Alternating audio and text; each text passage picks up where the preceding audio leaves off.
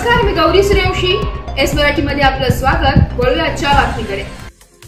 मकर संक्रांती दरम्यान पतंग उडवण्यासाठी वापरण्यात आलेल्या नायलॉन मांजाने अनेकांच्या आयुष्याचा दूर कापला गेलाय.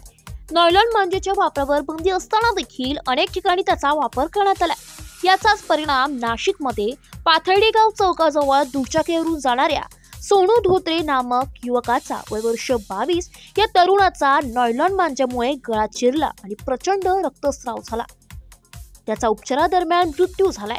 अजून या नायलॉन मांजामुळे किती जणांचे बळी जाणार आहे, हा नायलॉन मांजा किती जणांचे बळी घेणार आहे, या नायलॉन मांजा विक्रेत्यांवर आणि खरेदीकर्त्यांवर पोलीस प्रशासन कारवाई करणार का, याकडे आता नागरिकांचं लक्ष लागून आहे. Bureau report, S Marathi news, Nashik. अशाच नवीन ताज्या घडामोडी जाणून घेण्यासाठी आमच्या एस मराठी न्यूज चॅनलला लाईक करा, शेअर करा, सबस्क्राईब करा आणि बेल आयकॉनला क्लिक करायला विसरू नका.